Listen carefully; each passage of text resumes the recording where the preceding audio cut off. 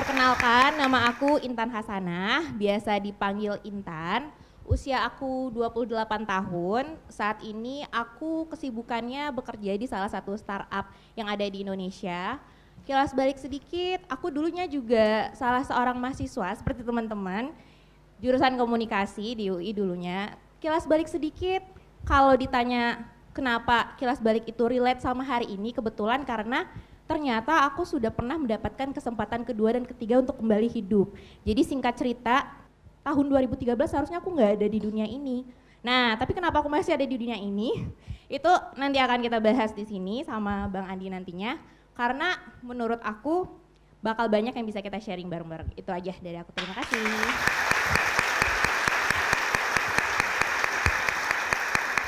Nama saya Jerry Arvino, perkenalkan saya seorang sportcaster, jadi presenter sports especially gitu ya, sebenarnya nge-MC juga sama presenter lain juga, cuma emang kebetulan seringnya sport. Kemarin kalau misalnya suka nonton bola di Liga Inggris, Premier League atau mungkin Piala Dunia kemarin, dan hopefully nanti juga siaran di Euro, Piala Eropa. Terus juga kalau basket IBL, mungkin kalau yang anak suka basket suka dengar boom boom bang bang, that's my voice. Terus ada juga volley dan pokoknya berbagai sports lah, multi sport. Saya kemarin ke PON di Papua, terus para games di Solo dan lain sebagainya. Asian Games juga. Saya senang banget bisa bertemu di sini bareng teman-teman Untar. Saya senang banget bisa sharing-sharing. Di tahun 2019, berarti nyaris 5 tahun lalu di bulan Juli, saya itu ada penyakit komplikasi. Jadi saya sebenarnya karena pertama itu jantung, kardiomiopati namanya. Otot jantungnya lemah, kemudian itu akhirnya komplikasi ke paru-paru, pneumonia, terus sakit ginjal akut, AKI namanya, acute kidney injury, terus juga ada gejala meningitis juga, dan lain sebagainya. Padahal saya nggak merokok dan tidak minum alkohol, tapi cuma kurang istirahat. Well itu nggak cuma, jadi ternyata itu penting banget istirahat. Dulu saya merasa ini adalah golden age saya, jadi saya harus produktif banget gitu ya, toxic productivity. Gitu. Dulu saya punya hashtag namanya sleep can wait, ternyata saya hampir sleep forever gitu. Jadi sekarang saya pengen ajak teman-teman Untar buat bisa lebih balance lagi, work life balance, sehat juga, terutama buat yang suka ngerjain tugas malam-malam ya kan, sama juga relate banget waktu itu. Jadi kalau sekarang slogan kita dari sleep can wait kita geser jadi work hard, play hard, istirahat. Terima kasih. Baik, kita berikan aplaus sekali lagi untuk Intan dan Jerry. Kita muda, kita muda, kita muda. Baik, Intan, Jerry silakan duduk. Teman-teman, hari ini saya ingin memberikan peringatan kepada siapapun yang menonton acara ini, terutama anak-anak muda di sini. Kadang kita merasa bahwa hidup ini ya biasa-biasa aja. Hidup ini sudah sebagaimana seharusnya. Tapi tahukah kalian bahwa hidup kalian itu sangat berharga. Hidup itu sangat bernilai. Jadi saya suka sedih ketika melihat ada yang patah hati, ada yang merasa kurang berhasil dalam studi atau dalam kehidupan, orang tuanya mungkin berpisah, sehingga merasa diri terabaikan, merasa nggak berguna, kemudian mengambil risiko. Risiko itu bahkan tidak ingin memperpanjang hidup. Saya suka sedih karena menurut saya hidup kita, hidup kalian itu sangat berarti. Tinggal bagaimana kita memaknai hidup. Nah, dua tamu spesial kita hari ini pernah lolos dari maut. Sehingga mereka bisa memaknai arti hidup. Kita nggak usah sampai seperti mereka ya, tapi kita sudah memaknai arti hidup kita. Bagaimana kita menjalani kehidupan. Itu inti dari kenapa kita ada di sini hari ini ya. Saya mulai dulu dari Jerry. Oke Bang Andi. Jerry, Yes. tadi kamu sempat cerita kejadian di mana nyaris kamu tidak ada di sini ya. Cerita apa yang terjadi pada dirimu hari itu, waktu itu? Saya udah merasakan gejala-gejala badan saya udah nggak fit gitu ya. Itu tapi saya deny. Kan sering banget kita kalau cuma lemes-lemes atau meriang dikit gitu kan, paling cuma tidur bentar ntar sembuh sendiri gitu kan ya. Sering banget kayak gitu, jadi kalau ada sakit yang ini nggak dirasain lah gitu Bang. Jadi terus-menerus kayak gitu, sampai akhirnya suatu hari akhirnya saya nggak kuat, saya ke rumah orang tua saya karena udah nggak, waktu masih siaran radio, terus saya ke rumah orang tua saya, akhirnya saya kayak mau pingsan gitu, sampai udah throw up gitu, muntah-muntah sampai agak warna kuning, akhirnya saya dibawa ke IGD, katanya infeksi lambung, awalnya gitu. Nah terus saya dirawat, itu pun masih saya pengen pulang karena besoknya ada jadwal syuting gitu.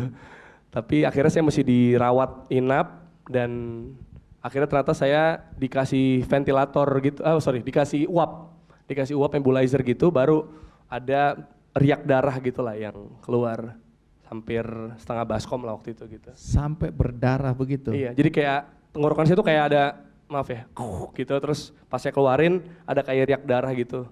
Itu cukup banyak. Nah habis itu baru saya diputuskan untuk masuk intermediate, lalu saya dipasang ventilator gitu. Seberapa seriusnya waktu itu keadaanmu? Iya, waktu itu lumayan parah karena saya kan nggak bisa lihat badan saya, tapi katanya udah mulai membiru gitu. Jadi karena saya sesek kan, udah agak susah ngomongnya gitu, nah ternyata diketahui bahwa sebenarnya paru-paru saya itu agak terendam gitu lah. Mungkin hampir 9 liter gitu ternyata terendamnya.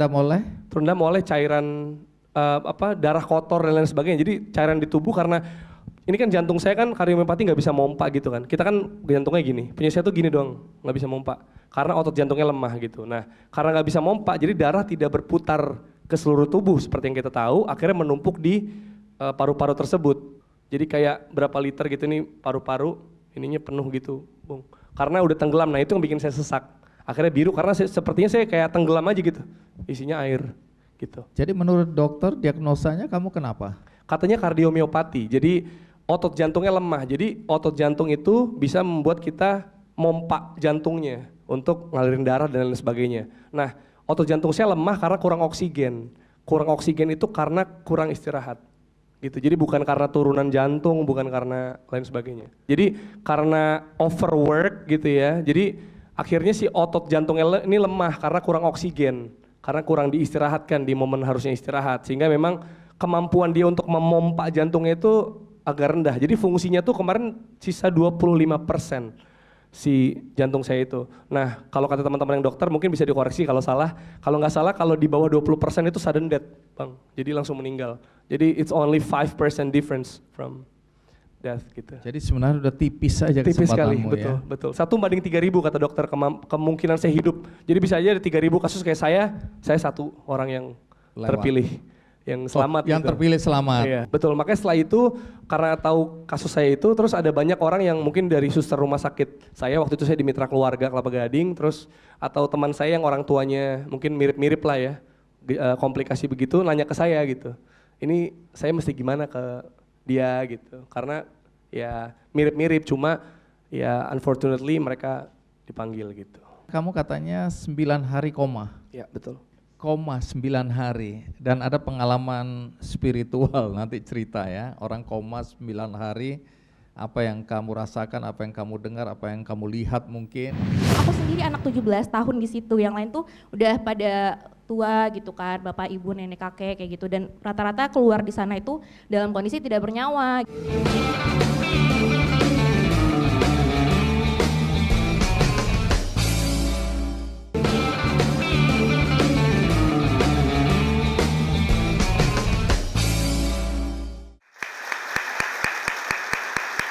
Sekarang kita ke Intan.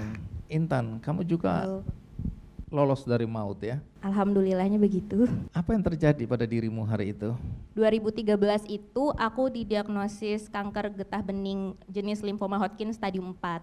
Nah tapi sebenarnya Stadium 4? Stadium 4 dong. Stadium 4 tahu? Biasanya stadium 4 itu kata dokter sudah seneng-seneng aja deh menghitung hari. Oke, ini bukan nakut-nakutin kamu ya. Kamu nggak takut lagi sudah ya? Udah lewat sih. Sudah lewat. Betul. Oke, lebih lengkapnya apa yang terjadi? Sebenarnya itu berawal waktu itu tahun 2012, itu aku masih kelas 2 SMA. Waktu itu aku muncul ada benjolan di leher kanan sebenarnya waktu itu Bang, dan kondisinya waktu itu aku baru selesai demam tinggi, Tapi ya udah, demamnya udah hilang, tiba-tiba muncul benjolan. Langsung tuh kan dibawa ke rumah sakit, dirujuk ke penyakit dalam, di biopsi kan nama tindakannya, keluar hasilnya, dia bilang itu TBC. Lalu 1 bulan minum obat, disuruh cek lagi, masih dibilang TBC. Nah waktu itu aku sama orang tua aku percaya aja, karena waktu itu juga berobatnya, waktu itu aku SMA-nya masih di Pekanbaru sebelum aku ngerantau ke Depok kuliah di UI, seperti itu. Dan singkat cerita, 7 bulan minum obat sesuai dengan yang dianjurkan oleh si dokter, mulai tuh gejala-gejala yang gak enak muncul. Kayak tiap malam aku ngerasa berkeringat, sekalipun AC-nya dingin, aku akan terus berkeringat hanya di malam hari. Habis itu juga, nah aku tuh anaknya sangat amat aktif Bang, jadi waktu siang sampai sore yaitu sekolah, apalagi itu juga mau naik kelas 3 kan, aku juga anaknya sangat amat ambis, aku harus juara, kayak gitu aku dulu tipenya. Namun sore sampai maghribnya itu aku ekskul cheers, jadi dulu aku anaknya sangat amat aktif cheers, ngedance gitu kan. Malamnya aku les bahasa Inggris, jadi sepadat itu dan aku nggak pernah mengenal capek. Namun di bulan ke-7 aku jalan dari sini ke pintu aja tuh aku langsung kayak, aku capek ya, kayak gitu aneh banget. Pas udah dicek ke dokter lagi, disuruh ronsen, ternyata ada cairan di paru-paru. Jadi aku relate tuh sama Kak Jerry waktu dibilang ada cairan di paru-paru itu kayak gimana rasanya. Waktu itu yang aku rasakan sih ngap sama gampang capek, kayak gitu. Dan saat itu benjolan yang awalnya hanya sebesar kelereng di kanan udah mulai besar, jadinya gede dan pindah juga di kiri. Jadi aku kalau ngaca tuh kayak SpongeBob kotak gitu loh kepalaku. Jadi aku kadang, ih SpongeBob lu gitu kalau aku ngetawain diri sendiri ya. Kayak gitu, tapi ya udah pas sudah dicek lagi makin banyak cairan di paru-paru. Waktu itu disedot tuh cairannya dan karena terus-menerus berproduksi terus cairannya dan makin gede terus di leher, akhirnya disaranin sama dokternya buat ya udah diangkat lagi aja nih yang di leher yang bengkak kayak gitu kan. Tapi aku udah bilang sama dokternya, dok aku nggak bisa rebahan karena aku selama 1 bulan terakhir itu aku kalau tidurnya duduk teman-teman, duduk jadi aku tumpuk bantal, aku tidur kayak gitu. Kalau aku baring, aku nggak bisa nafas, jadi aku milih tidur apa meninggal gitu kan, ya tidak mungkin meninggal dong gitu kan, jadi ya udah. Tapi sampai di situ belum tahu apa penyakitmu? Belum, jadi masih yakin itu tuh TBC seperti itu. Ya udah, akhirnya mereka mengoperasi aku, bangun-bangun aku udah di ICU, terus mulut aku udah dipasangin alat yang aku baru tahu namanya ventilator. Dan di situ dikasih tahu juga sih kalau ternyata ya aku sempat koma juga beberapa menit. Terus di situ juga aku udah kondisinya udah sangat amat nggak baik. Jadi aku selama 10 hari aku di ICU seperti itu. Dan kalau karena nggak ada perkembangan yang lebih baik, sama orang tua aku tuh minta tolong dirujuk ke rumah sakit yang mampu untuk mengobati anak saya, intinya kayak gitu. Ya udah akhirnya aku diterbangin dari Pekanbaru ke Jakarta pakai pesawat evakuasi, dicek segala-galanya, baru ketahuan itu di 2013, itu udah 2013, baru ketahuan, oh ternyata Intan gak pernah TBC Pak, Bu, kata dokternya. Intan itu sakitnya kanker kelenjar getah bening, namun karena sudah terlambat diagnosis yang tepat, jadi sudah menyebar kemana-mana, jadinya udah stadium 4, seperti itu. Tapi yang jelas waktu di ICU itu, aku sadar banget selama 10 hari itu, kiri kanan aku sendiri anak 17 tahun di situ, yang lain tuh udah pada tua gitu kan, bapak ibu nenek kakek kayak gitu, dan rata-rata keluar di sana itu dalam kondisi tidak bernyawa. Kalau mendengar pengumuman seolah-olah mereka tuh udah deg-degan, itu adalah pengumuman aku udah nggak ada di dunia ini. Sepertinya dari sudut pandang orang-orang yang melihat aku tuh sangat mengenaskan, tapi ya dari sudut pandang aku ya aku rebahan, ada alat di mana-mana. Tapi yang di pikiran aku pokoknya aku pengen buat TS, sumpah aku pengen TS itu doang sih sebenarnya karena haus banget. Bahayanya kanker itu kan kadang kita merasa sudah sembuh tapi relapse lagi ya, terjadi lagi. Kamu sempat mengalami dan katanya lumpuh ya? Betul. Sampai lumpuh? Sampai lumpuh total. Nah, nanti ceritakan. Oke. Karena sekarang kita kembali ke Jerry. Ketika proses penyembuhan itu, dan tadi aku sempat informasikan ke teman-teman di sini bahwa kamu sampai koma 9 hari. Ya. Coba ceritakan apa yang terjadi. Ya. Sebenarnya jujur saya nggak tahu ya itu proses dan timeline soal komanya. Saya tuh bisa bilang 9 hari karena saya ingat betul saya masuk ke rumah sakit lalu di intermediate lalu di ventilator, dikasih ventilator itu tanggal 5 Juli 2019. Nah terus kan saya dibius tuh, awalnya dibius gitulah. Nah terus abis dibius udah saya lupa semua hal yang terjadi dan tidak melihat langsung lah apa yang terjadi di dunia nyata ini gitu ya. Sampai ketika akhirnya saya udah habis perjalanan spiritual gitu ya kemana-mana gitu. Terus pas sadar ya saya tanya ini tanggal berapa gitu. Nah ketika mereka bilang 14 Juli, oh berarti saya hilang 9 hari gitu. Jadi saya baru sadar ketika saya tanya ini sekarang di mana, tanggal berapa gitu. Karena selama proses itu saya nggak merasakan ada gitu. Jadi selama hilang 9 hari itu kamu Ya. kemana? Nah. Ngapain? Nah ini agak macem-macem ya, percaya nggak percaya. Tapi saya sebenarnya ada banyak banget pengalaman kayak jadi saya kayak pindah-pindah gitu ke Jerman, ada ke Surabaya. Tapi itu ada bener-bener ininya sosoknya gitu kayak apa? Ada kayak bangunannya atau nama-nama yang emang menjelaskan ini adalah di sebuah lokasi tertentu kayak gitu. Jadi ada banyak-banyak pindah-pindah sendiri gitu segala macam. Termasuk saya kan beberapa kali tuh diomongin ya sama orang tua, sama keluarga gitu ya. Misalnya contoh, papa aku nepok pundak gitu kayak, Jer, semangat ya, Jerry pasti bisa gitu. Nah yang aku alamin waktu itu adalah, aku lagi ikutan kayak Ninja Warrior gitu. Kayak serius. Tunggu Jerry, hati-hati jangan tertawa. Karena teman-teman bisa salah paham, salah menerima. Dia bilang kalau kita nggak punya duit sebaiknya kita koma aja. Wah, supaya bisa ada di Jerman, jalan-jalan, ada iya, bener ini, juga main ya. Ninja Traveling Warrior ya. gitu. Betul. Teman-teman jangan salah paham Jangan ya. salah paham. Ya, Saya juga jangan nggak- ambil jalan pintas ya. Oke, supaya nggak salah aja. Iya, Mereka iya, udah iya, seneng betul. ini. Wah, Betul, asik, murah banget ya. Betul, Masuk aja. traveling. Iya, oke. Iya. Tapi itu serius kamu alam itu. Iya, serius. Jadi papa saya misalnya nepok saya gitu ya, Jer semangat ya. Nah yang saya alamin, jadi saya lagi main lomba gitu, sebuah lomba gitu, tau kan kayak yang manjat-manjat kayak gitu. Itu tuh ada di layarnya gitu, bendera Indonesia, Jerry Arvino, bendera Jerman, bendera Nigeria gitu. Jadi ada waktunya misalnya 9,8 gitu, terus ada grafik-grafik gitulah. Jadi intinya adalah apa yang diucapkan di realita ke orang yang sakit atau koma atau sekarat atau apa itu terdengar. Cuma translate-nya seperti apa gitu, itu yang nggak tahu. Jadi aku masih inget banget, papaku tuh kayak nunjukin, aku tuh lihat kayak ada grafik aku gitu loh main lomba. Tapi padahal itu sebenarnya papa tuh motoin, kan kalau di ruangan ICU tuh ada yang kayak apa namanya, yang lifeline gitu. Layar loh. monitor Iya itu layar ya. monitor ada gitu-gitu. Iya. Kalau kita udah nggak dengar apa-apa Itu betul. Itu lifeline gitu di foto. Nah, aku ngelihatnya grafik gitu, grafik aku performa aku lomba itu. Aku tuh kan di ventilator kan, karena ventilator dipasang gini. Jadi pas pakai ventilator itu kan mulutnya kering gitu. Nah, jadi mama aku tuh makein madu gitu loh kayak biar kering. Nah, aku tuh entah kenapa aku baru cocokin setelah aku sadar bahwa waktu aku kemana-mana itu bibir aku tuh tebal gitu loh, kayak Angelina Jolie gitu. Gitu. Tapi ternyata aku nanya, emang kemarin kenapa? Soalnya dipakein madu. Oh gitu. Atau pokoknya ada banyak kejadian yang emang berkaitan. Misalnya pernah juga, jadi lagi tiduran gini-gini gitu. Terus kata mamaku, ini kayaknya MC deh gitu. Nah ternyata di mimpi saya bang, itu tuh saya lagi ada di sebuah stadion, saya nggak tahu di mana ya. Saya tuh lagi mendamaikan supporter yang berantem gitu. Jadi ini relate kan ya pekerjaan saya gitu. Kita ini bersaudara gitu. Jadi, tapi itu relate. Jadi saya baru cocokin setelah saya sadar endingnya. Orang kan penasaran endingnya. Jadi endingnya itu adalah ketika saya udah berjalan kemana-mana gitu. Itu tuh, jadi saya di sebuah basement, gelap banget basementnya. Terus tiba-tiba ada kayak cahaya dari satu ruangan lah, anggaplah itu ya kayak gitu cahaya. Satu ruangan kecil aja ada cahaya. Otomatis saya masuk ke situ dong. Wah gelap banget nih, saya masuk ke situ. By the way saya juga ngidam es teh manis waktu itu. Atau es jeruk. Ya, jadi relate. Terus masuk karena kering bang. Itu es teh manis enak banget bang. Masuk ke ruangan itu, ya kan.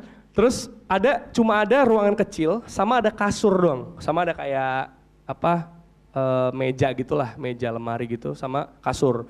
Terus udah tuh saya, aduh kok saya capek banget ya, saya udah habis kemana-mana gini gitu. Akhirnya saya memutuskan, saya tidur di situ.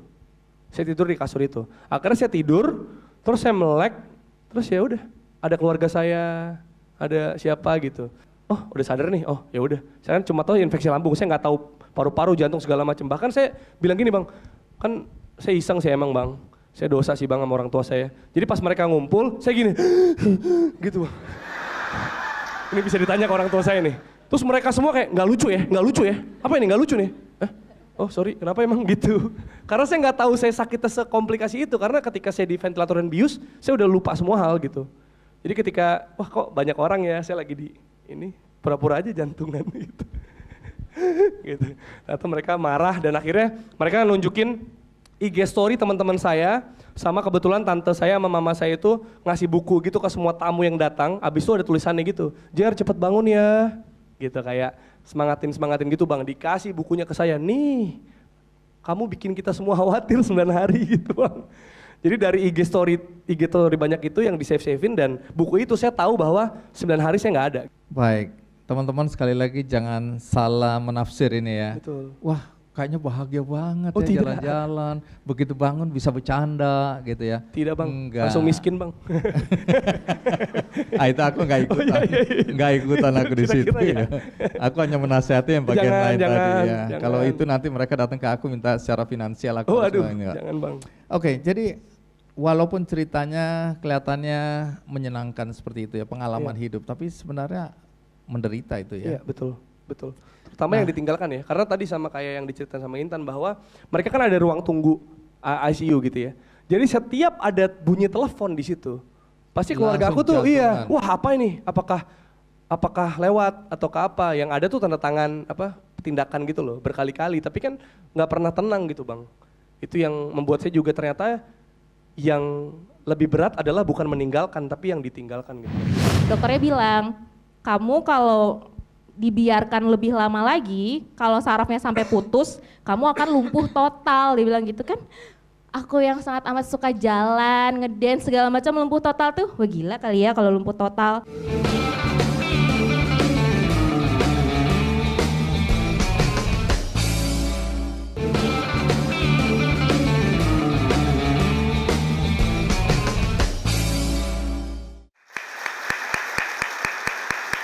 Ada satu berita waktu itu, saya lupa persisnya di mana, tapi ada seorang perempuan masih muda, dia punya proyek pekerjaan, 3 hari nggak tidur, dia minum suplemen ya supaya booster gitu, supaya dia bisa melek terus.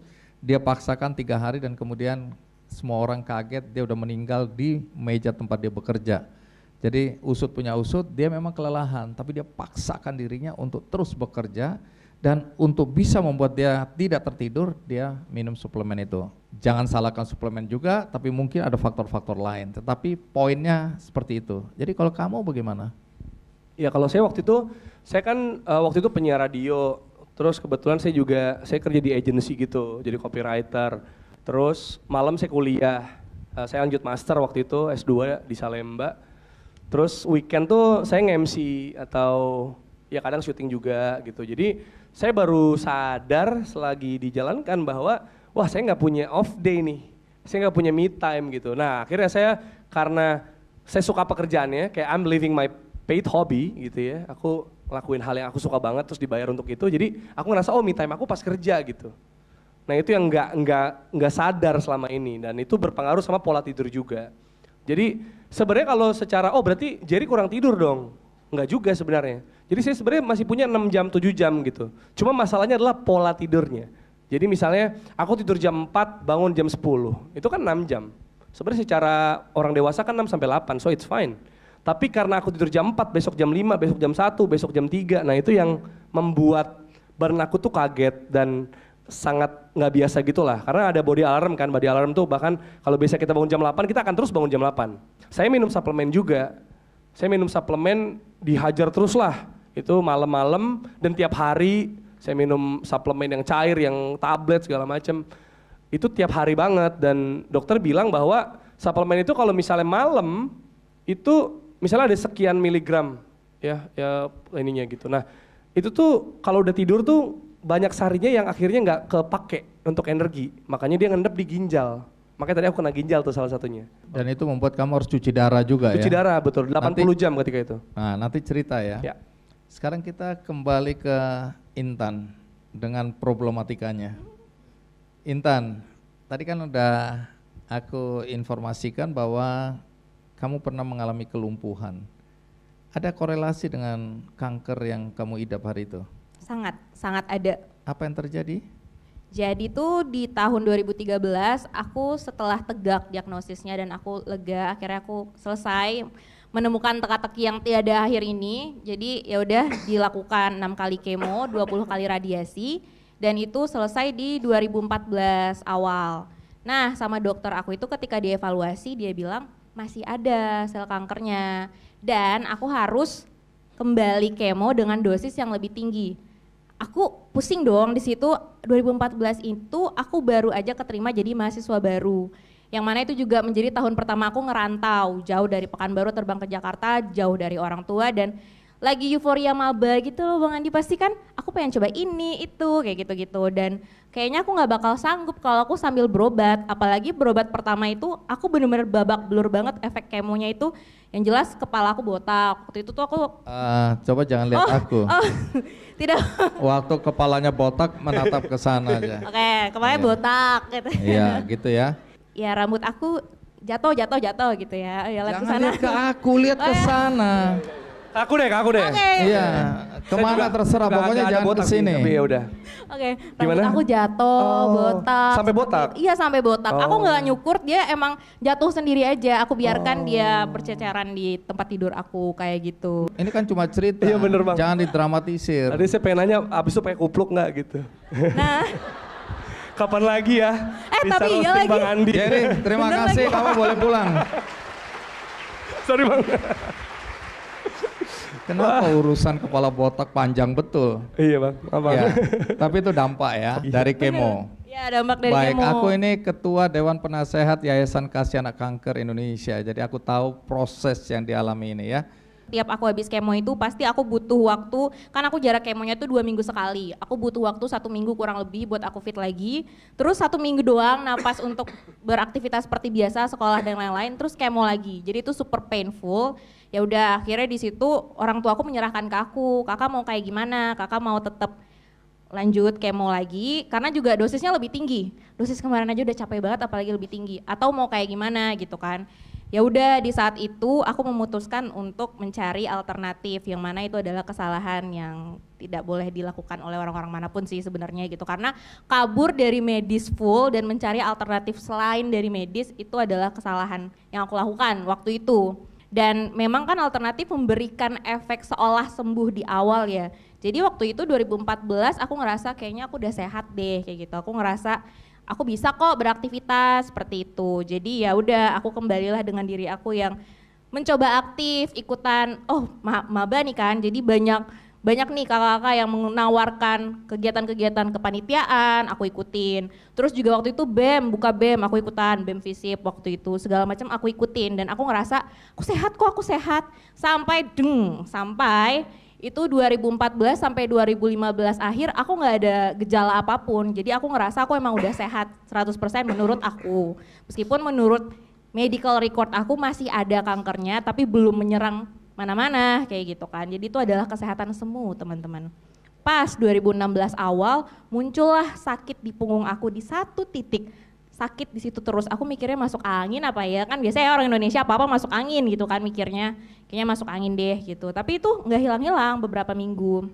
Nah dari situ hilang sakit punggung aku, tapi jari-jari aku tiba-tiba lemes gitu lah teman-teman, jadi kayak aku nggak bisa mencet tombol tuh nggak bisa, lemes tiba-tiba.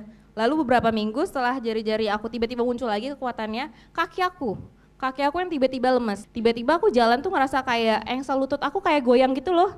Jadi ibarat kalau bautnya longgar, aku ngerasanya kayak gitu.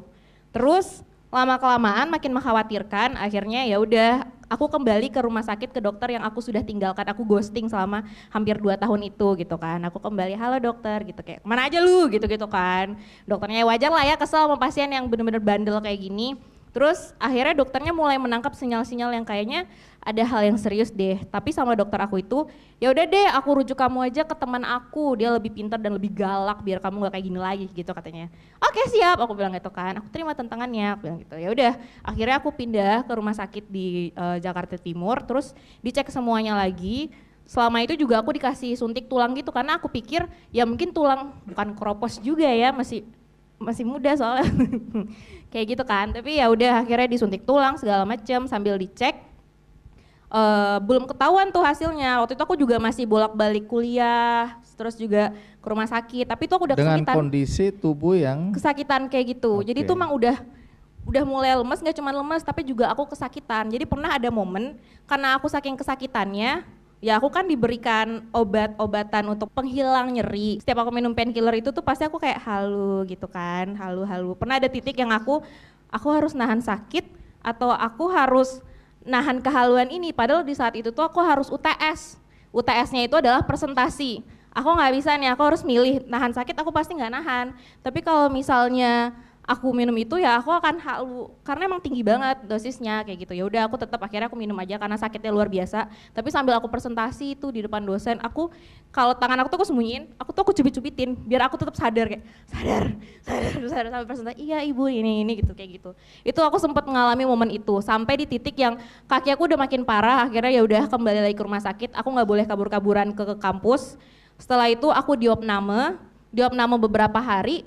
Baru tiba-tiba aku ingat banget di satu titik, di satu hari itu aku pengen ke toilet, tiba-tiba aku tahu aku udah gak bisa berdiri lagi. Tiba-tiba banget kayak gitu. Dan mulai dari situ tuh penurunan kaki aku tuh makin signifikan, dari awalnya gak bisa berdiri, terus habis itu gak bisa ngangkat kaki, kayak gitu tuh gak bisa, terus nekuk itu juga gak bisa. Sampai akhirnya tuh ya udah kan divisit tuh sama dokter, awalnya dokter saraf, terus dokter bedah saraf, baru akhirnya dia kasih tahu kalau iya ini kankernya kambuh lagi. Namun yang sekarang kankernya itu udah ada di saraf tulang belakang. Kan saraf tulang belakang itu pusat motorik ya. Dan di situ ada massa.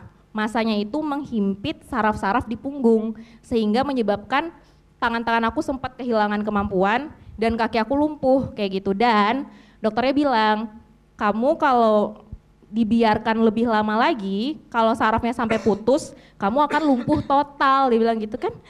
Aku yang sangat amat suka jalan, ngedance segala macam, lumpuh total tuh, wah gila kali ya kalau lumpuh total. Terus solusinya apa dok? Aku langsung kayak gitu, ya solusinya kamu harus langsung dioperasi kayak gitu kan. Nah tapi saat itu memang ada perbedaan pendapat sama dokter di rumah sakit lain, dia ngasih tahu kalau coba diradiasi dulu, kalau berkurang berarti kamu nggak perlu operasi. Ya udah tuh coba radiasi bolak-balik dari rumah sakit A ke B, itu pakai ambulans itu, aku dibawanya digotong dan aku waktu itu benar-benar hanya terbaring diem kayak gini karena kalau leher aku diangkat dikit aja, wah itu aku teriak, sakit banget, sesakit itu. Aku udah pakai painkiller tuh diminum, diinfus segala macam tuh aku udah kesakitan. Jadi aku 5 hari aku bolak-balik dari 2 rumah sakit dengan proses yang super painful itu. Dan yang ada makin lama makin gak bisa jalan, aku tuh kaki aku akhirnya benar-benar lemes banget kayak orang udah lumpuh total banget. Ya udah di situ ada perbedaan pendapat tapi kan keputusan di pasien ya bang. Ya udah akhirnya aku bilang, dokter operasi aja deh daripada aku lumpuh total, aku bilang kayak gitu. Kamu tahu kan tapi segala resiko operasi ya pasti paling fatalnya kematian memang gitu kan. Ya tahu nggak apa-apa, operasi aja daripada aku lumpuh total. Akhirnya aku dioperasi dan alhamdulillah itu adalah jalan yang baik, yang tepat. Jerry, cuci darah. Ya. Jadi ginjalmu juga kena. Iya.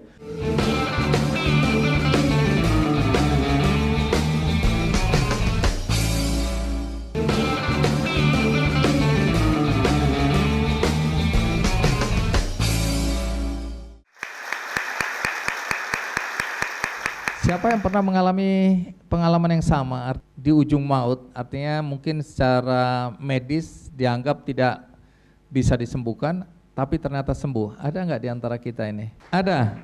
Kamu namanya siapa? Boleh berdiri. Siapa? Sherlyn. Sherlyn, coba cerita ringkas apa yang terjadi dalam kehidupanmu. Kan jatuh dari tangga, kebetulan tangga di rumah itu ujungnya lancip banget, jadi kayak nusuk mata gitu. Terus akhirnya dioperasi sama dokter. Posisinya masih TK sih, mau ke SD 6 tahun gitu. Terus di situ kan shock karena udah jatuh di tangga terus kayak kesiram air panas. Posisinya itu kan mau bawa termos turun ke dapur.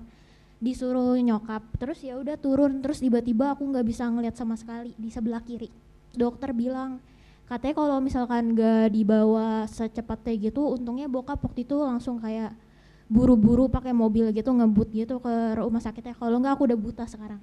Terus waktu itu posisinya juga masih kecil kan, jadi kalau kata dokter itu terlalu risky kalau buat dioperasi, tapi untungnya dioperasi dan nggak kenapa-kenapa sih sampai sekarang. Tapi proses recovery-nya juga itu buat anak kecil gitu agak bahaya sih, karena aku setiap minggu itu harus suntik di bagian pinggang sama di bagian pokoknya satu tubuh itu harus jalanin recovery gitu, terus harus cek mata sama cek kepala juga karena waktu itu posisinya kan kepalaku kebentur, jadi kayak darahnya itu udah masuk ke kepala gitu. Jadi aku harus dioperasi total kepalanya ini.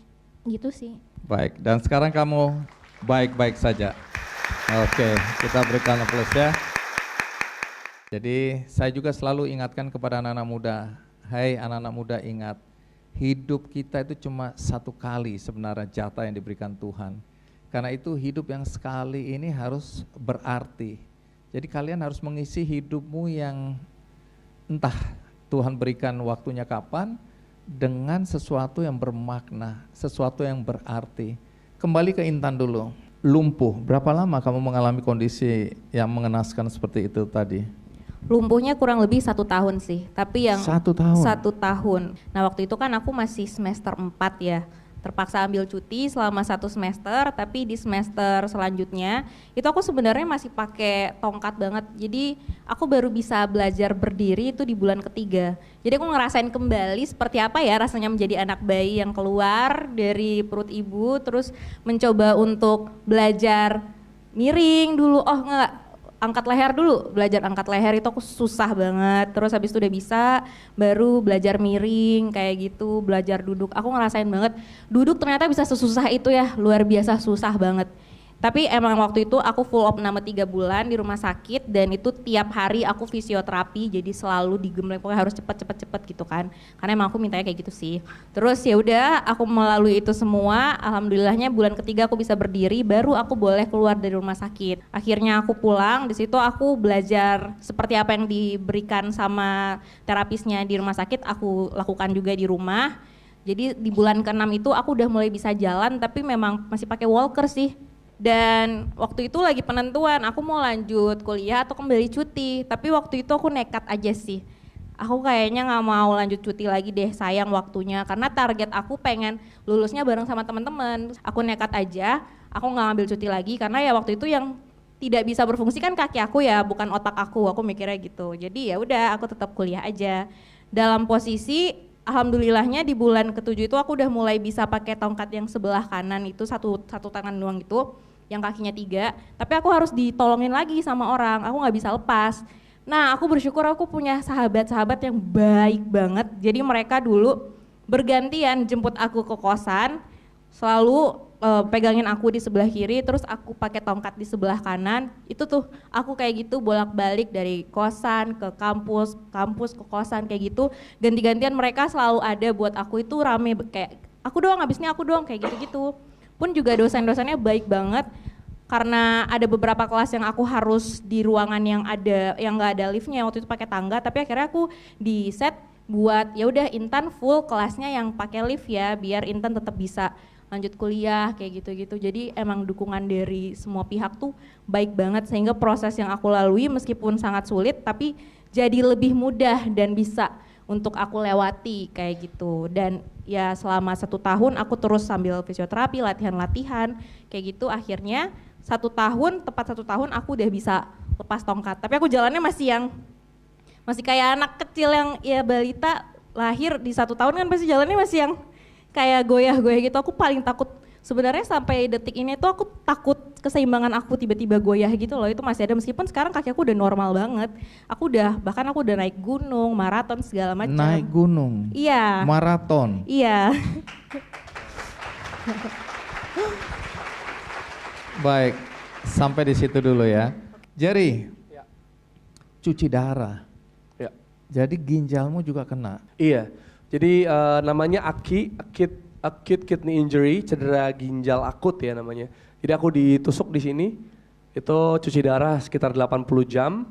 Itu sebenarnya prosesnya itu kenapa aku bisa koma lama, sebenarnya kan aku dibius kan, emang dibuat tidak sadar gitu. Cuma yang surprising buat banyak orang adalah panjang banget nih, nggak sadarnya gitu. Kan paling kalau bius, kalau misalnya itu dilakukan kan mungkin kalau 80 jam aja kan cuma berapa hari ya, 3 harian ya berarti ya, sekitar 3 hari lebih lah gitu.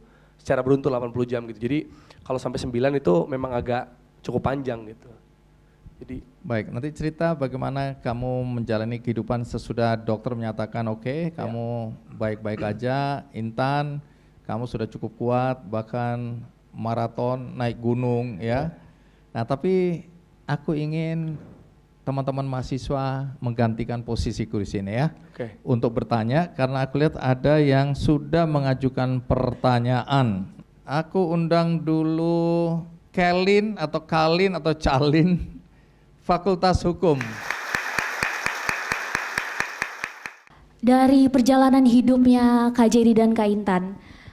Jadi ketika kita mengalami cobaan hidup ini, kita seringkali merasa marah pada Tuhan. Pertanyaan aku simpel aja. Bagaimana cara untuk bisa berpikir positif dikala menghadapi tantangan atau cobaan hidup kita? Oke, bagaimana cara berpikir positif? Yang pertama dirasakan dulu segala emosi negatifnya, jangan pernah dilawan. Karena mustahil adanya kalau kamu lagi berharap sesuatu atau merencanakan sesuatu dipatahkan sama semesta, terus kamu nggak apa-apa, itu mustahil.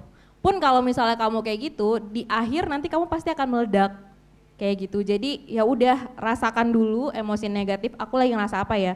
Aku sedih. Kenapa aku sedih? Aku sedih karena harusnya aku nggak terlambat studinya, misalnya contoh kayak gitu. Tapi aku jadi terlambat karena hal-hal di luar kontrol aku. Aku kecewa, aku marah segala macam itu aku rasakan semaksimal mungkin. Tapi kalau aku tipikal yang aku tuh cepet bosan anaknya. Bahkan merasa sebagai korban alias mendalami victim mentality pun aku juga bosanan anaknya. Jadi aku targetkan 3 hari gue akan jadi korban dari kehidupan. Gue akan memaksimalkan emosi negatif itu. Setelah itu bosan juga ya jadi korban yang tidak berdaya ini, karena mau aku sedih, mau aku nangis, marah, apakah tiba-tiba berubah hidup aku? Enggak tentunya kan, yang mana malah ketika itu kan aku masih berobat. Kalau aku dalam kondisi sedang tidak baik-baik saja secara mental, terus aku kemo, efek kemonya itu kan jauh lebih berat ketimbang aku lagi happy kiowo aja gitu, beda banget efeknya. Jadi setelah aku merasakan semua-muanya, aku akan ngerasa ya nggak ada gunanya aku lama-lama kayak gini, yang ada malah makin terpuruk. Jadi aku baru bisa melihat sisi positif dari tragedi apapun yang aku alami, kayak gitu sih kalau aku. Kalau Kak Jerry gimana? Iya, kalau dari aku sebenarnya agak mirip-mirip ya, bahwa all feelings are valid gitu. Jadi aku percaya banget juga kalau misalnya emang ngerasa sebel atau ngerasa sedih, kan ada juga orang yang bilang, alah masalah lu gini doang. Ya lah masalah lu nggak lulus mata kuliah aja, atau lu masalah apa disakitin cowok atau cewek aja sampai segitunya sih gitu. Nah kadang kita suka meremehkan masalah orang gitu ya. Karena kadang juga hal yang buat orang sepele kita rasain juga, oh kayaknya sakit banget gitu ya.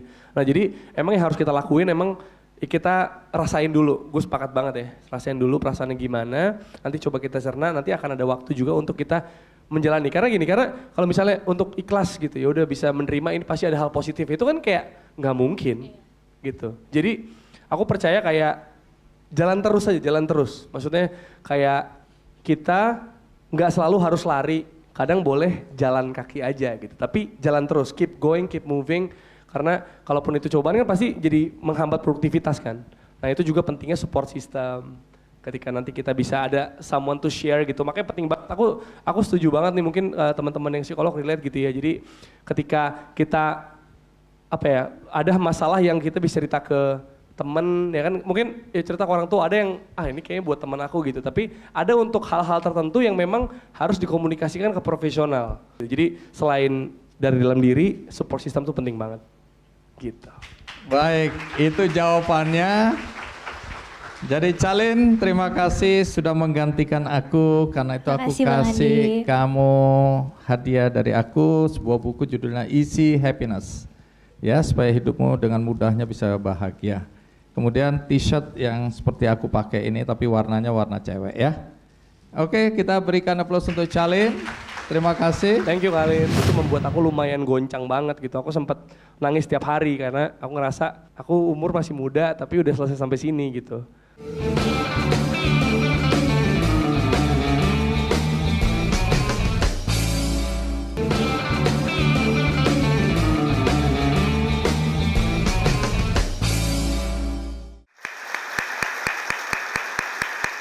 Berikutnya laki-laki Joshua Edward, Fakultas Ilmu Komunikasi. Silakan Joshua. Thank you Pak Andy dan teman-teman karena ternyata pertanyaan saya jadi nih kesempatan buat nanya ke Kak Intan nih. Nah, dengar-dengar kan kemarin kan lagi viral tuh ya Kak Intan bertemu sama Lisa Blackpink. Nah, boleh nggak sih diceritain ke teman-teman yang terutama milenial banyak yang cewek-cewek pasti kan demen Korea banget. Boleh diceritain ceritanya gimana bisa ketemu sama Lisa Blackpink? Thank you. Emang sering ketemu Jisoo kan? Iya, Emang sering ketemu kan? annyeonghaseyo, betul, Iya. kebetulan Blackpink ya member. Waktu itu tahun 2019, sebenarnya cerita itu ketika aku sedang bosan di rumah sakit, aku memilih untuk nge-cover lagunya Blackpink. Waktu itu lagu Du Du Du baru aja keluar. Namun waktu itu aku cuma nguploadnya di IG story. Tapi lama-kelamaan waktu itu sempat ada trigger dari salah satu teman kampus, intinya dia ngomong kalau udahlah Tan, lo jangan kecapean, lo fokus aja ke pengobatan. Wah itu triggering banget buat aku. Di saat itu aku ngerasa, lo ngeramein gue gitu kan. Di dalam hati aku tuh kayak gitu, karena buat para penyintas atau orang dengan penyakit serius, kalau disuruh kayak gitu tuh rasanya seolah-olah lo statusnya cuma jadi pasien dan lo nggak bisa lebih dari itu. Jadi itu sangat amat tidak empowering sama sekali kayak gitu. Akhirnya ya udah aku post di IG feed, aku bikin caption. Jadi tujuan aku ngepost video aku dance dududu dengan infusan di jari itu sebenarnya buat ngasih tahu ke teman-teman aku kalau please lo jangan kayak gini ya ke teman-teman lo yang lagi sakit. Pun juga aku juga menghimbau buat sesama pejuang kanker waktu itu, meskipun lo lagi sakit, lo nggak apa-apa banget kok untuk tetap melakukan hobi segala macam, intinya kayak gitu. Terus upload, tiba-tiba besoknya rame tuh postingan, di repost sama banyak selebgram. Terus waktu itu momentumnya pas banget Lisa mau diundang ke Indonesia fan meeting pertama. Aku nggak tahu, aku sama sekali nggak tahu Lisa mau diajak fan meeting pertama ke Indonesia.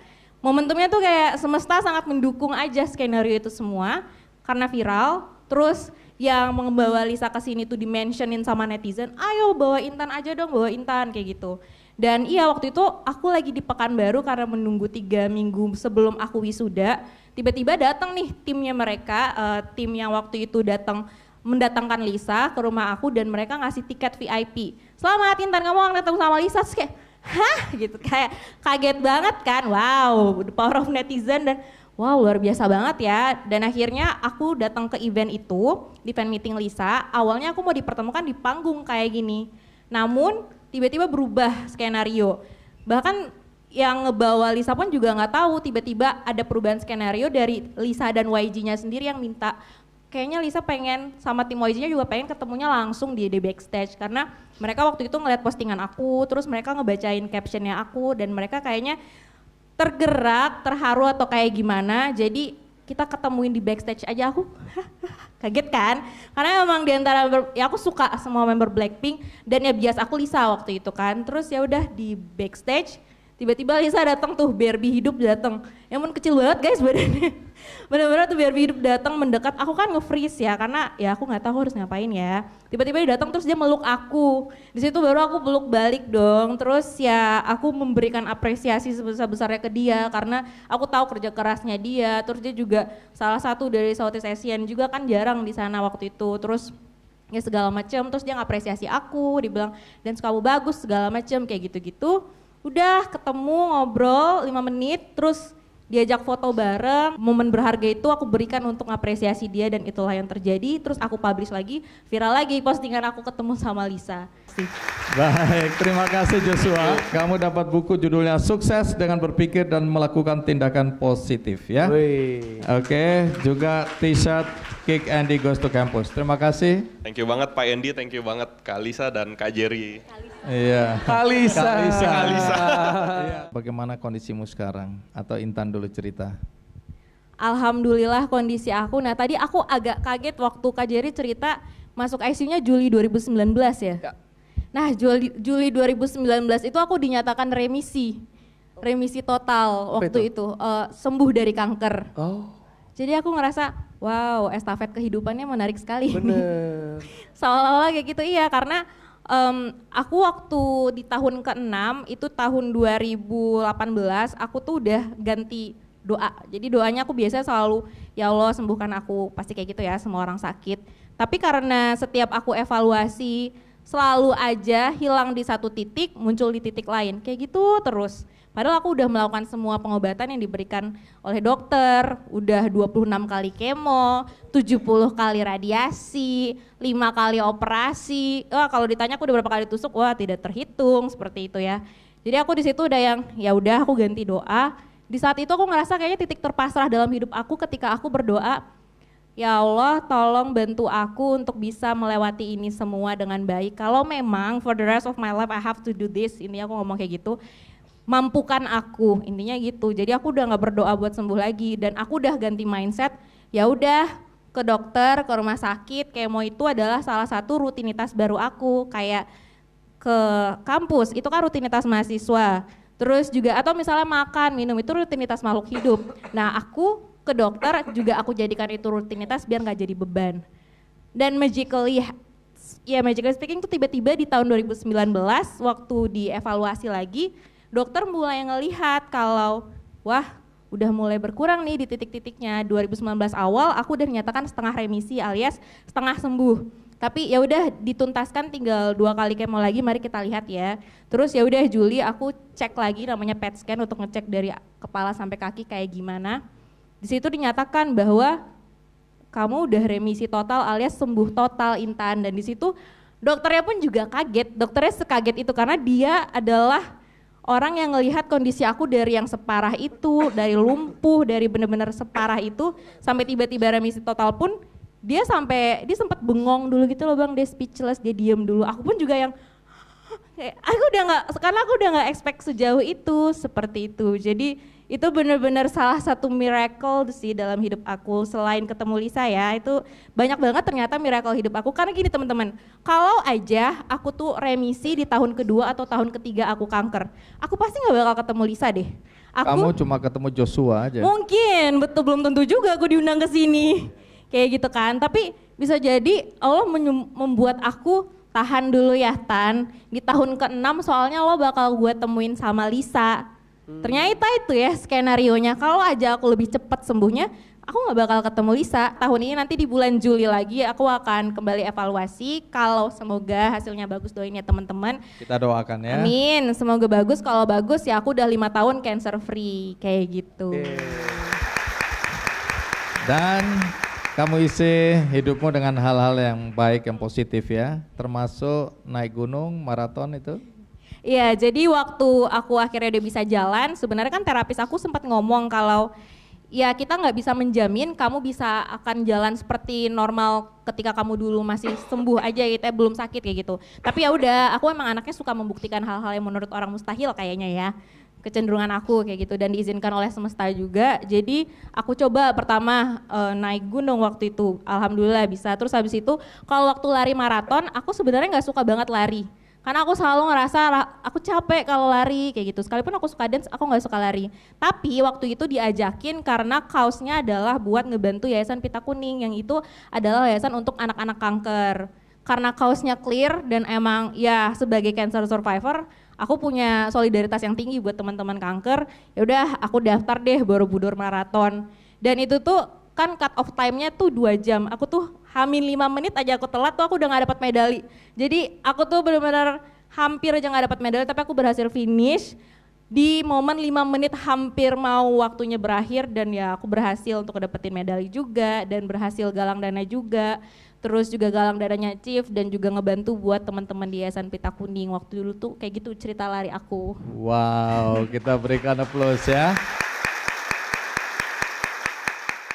Kalau Jerry, akhirnya bagaimana dokter melihat kondisimu sekarang? Apa? Iya.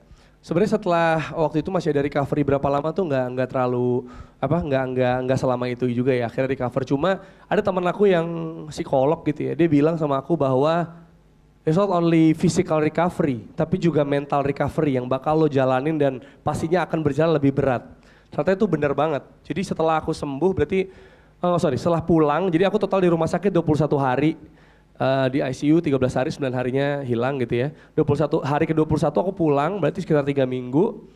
Terus aku mesti di rumah kan. Nah di rumah itu juga masih nggak langsung gitu loh. Jadi kayak aku makan aja, ada kegiatan mengunyah, itu ngos-ngosan gitu.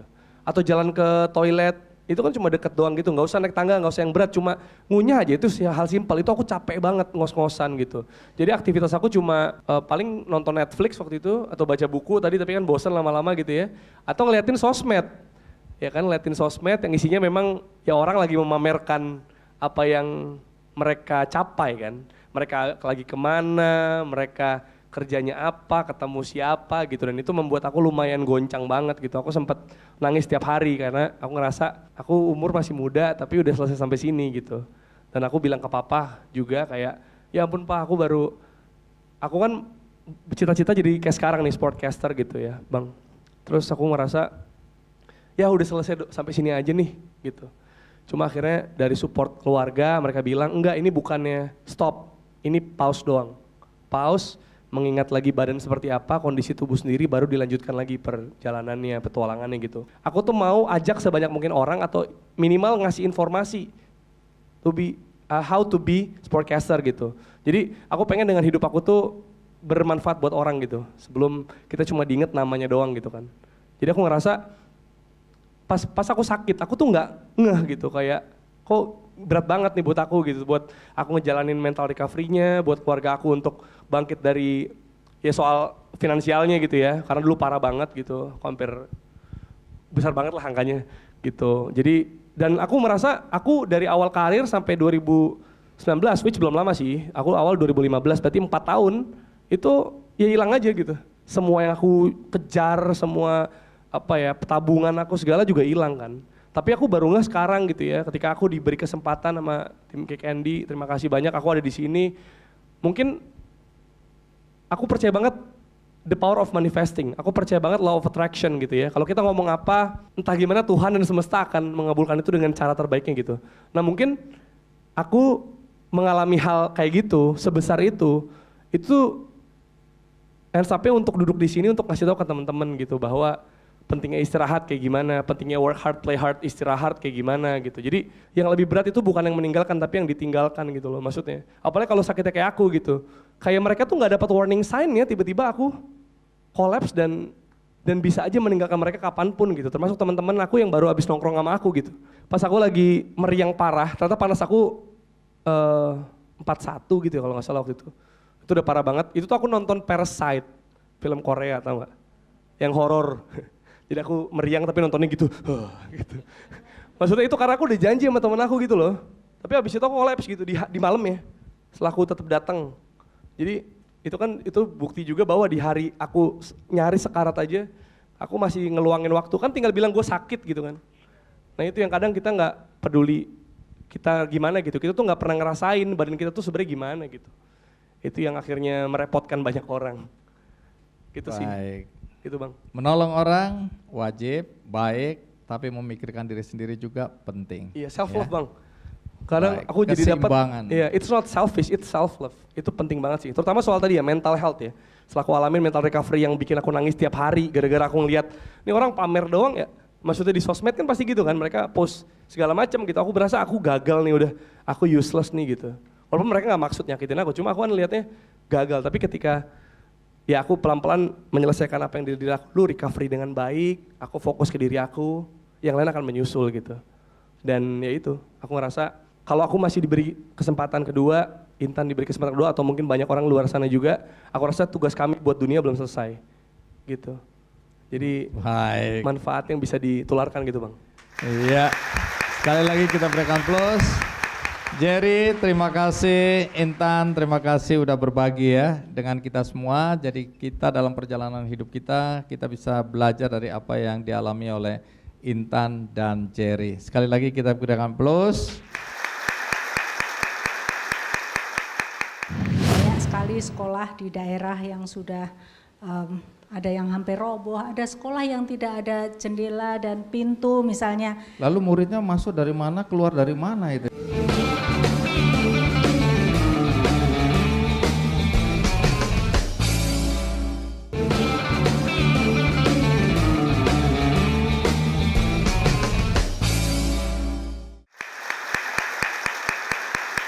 Di balik kegiatan Kick Andy, kemudian ada benih baik ya.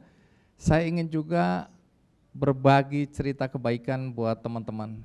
karena hidup kita ini sekali lagi cuma sekali dan kita nggak tahu berapa lama Tuhan memberikan kita kehidupan. Nah, hari ini ada cerita kebaikan, yaitu serah terima donasi ya dari Telkomsel kepada Benih Baik. Untuk itu saya undang ke atas panggung Mas Saki Hamsat Bramono, Vice President Corporate Communication dari Telkomsel dan juga Social Responsibility Telkomsel. Kita berikan tepuk tangan untuk Mas Saki. Ya, terima kasih sudah hadir. Dan saya undang juga Anggit Hernowo, co-founder dari dan CEO benihbaik.com. Terima kasih Mbak Anggit. Ya. Nah, teman-teman, di balik layar banyak cerita kebaikan. Dan hari ini kita akan dengar cerita kebaikan yang dilakukan oleh teman-teman dari Telkomsel, diwakilin oleh Mas Saki hari ini, bercerita khususnya ya tentang sebuah program kebaikan yang dinamakan Super Seru untuk Pendidikan. Ceritakan apa itu Super Seru Pendidikan. Terima kasih Mas Andi. Kami dari Telkomsel sejak 2019 sebenarnya sudah berkolaborasi sangat erat dengan Benih Baik dan sudah banyak menyelenggarakan berbagai program donasi di sektor pendidikan, kesehatan maupun di sektor pemberdayaan masyarakat lainnya. Yang sudah berjalan di tahun 2024 ini kebetulan kami bekerja sama kembali dengan Benih Baik untuk menyelenggarakan program Telkomsel Sambungkan Senyuman Donasi Super Seru, di mana kami mengajak partisipasi pelanggan yang setiap mereka membeli paket Super Seru ikut menyumbangkan Rp1.000 untuk kami salurkan kepada Benih Baik dan disalurkan kembali untuk membangun dan merenovasi ruang kelas sekolah dasar yang ada di seluruh Indonesia berjumlah 20. Alhamdulillah, puji Tuhan, luar biasa respon dari pelanggan Telkomsel. Ada sekitar 2 juta pelanggan Telkomsel yang ikut berpartisipasi dan ikut menyumbangkan, dengan total sudah terkumpul Rp2 miliar yang akan kami salurkan melalui Benih Baik. Jadi banyak orang baik di sekitar kita ya.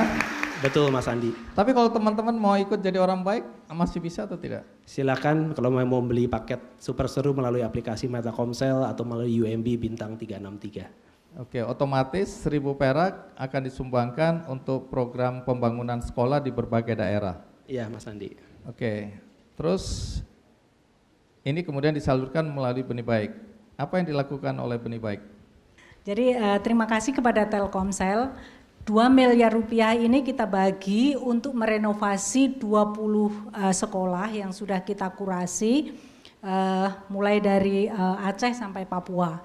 Jadi banyak sekali sekolah di daerah yang sudah ada yang hampir roboh, ada sekolah yang tidak ada jendela dan pintu misalnya. Lalu muridnya masuk dari mana, keluar dari mana itu ya? Oh, nggak perlu masuk. Oh, nggak perlu buka, maksudnya nggak perlu buka pintu. Nggak perlu buka, iya. Okay. Jangan bayangin semua sekolah seperti Untar ya. Saya tadi kaget-kaget ngelihat Untar. Untar ini hebat, berikan aplaus dulu untuk Untar ya.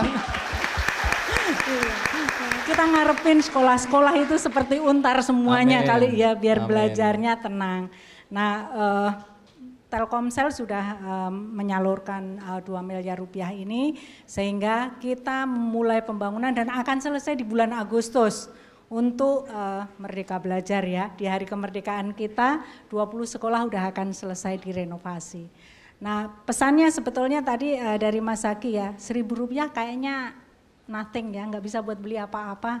Tapi tolong kalau misalnya ada orang yang ngumpulin donasi dari Rp1.000 itu tolong kita ikut serta, karena ternyata begitu 2 juta orang berdonasi ada 2 miliar dan bisa membantu 20 sekolah di seluruh Indonesia. Ya, terima kasih kepada pemakai Telkomsel. Baik, mungkin sudah waktunya ada seremonial apa yang mau diberikan? Oh iya, ini sebagai tanda resmi diserahkan bantuan dari donasi dari pengguna ya, pengguna jasa Telkomsel yaitu masyarakat senilai 2 miliar untuk pembangunan 20 sekolah di berbagai daerah dari Aceh sampai Papua.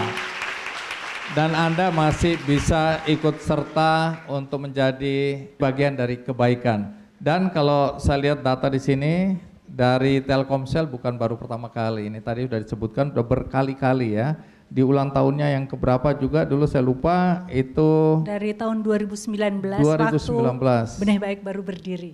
Ketika waktu pandemi itu lebih gegap gempita lagi dan pernah di ulang tahunnya dapat 2 miliar juga untuk berbagai program termasuk untuk pesantren. Dan kemarin saya ikut mengawasi langsung bantuan dari Telkomsel untuk teman-teman santri untuk belajar literasi digital ya. Dan masih banyak lagi nih. Tapi kalau disampaikan bisa 2 hari 2 malam kita ini ya. Baik, adakah pesan kebaikan yang Anda mau sampaikan Mas Saki kepada anak-anak muda di negeri ini terutama melalui teman-teman di kampus Tarumanegara? Terima kasih Mas Andi. Kebetulan kami kemarin tanggal 26 Mei berulang tahun yang ke-29 Telkomsel. Dengan mengusung semangat Telkomsel Semangat Indonesia, kita mempunyai tagline dalam ulang tahun ke-29, maju serentak berikan dampak.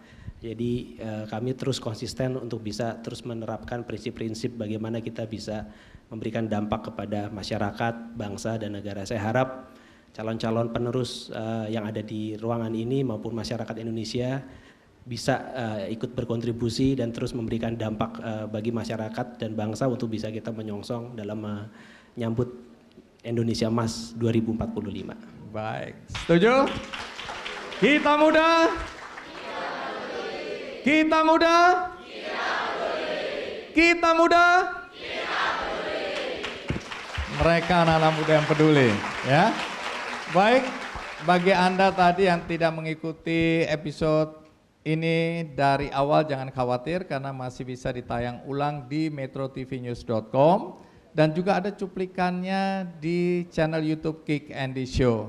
Akhirnya semoga kisah yang disampaikan di episode ini dan kebaikan yang tadi Anda lihat dan mahasiswa Tarumanegara yang luar biasa antusias hari ini bisa memberikan inspirasi bagi siapapun yang menonton acara ini. Sampai jumpa.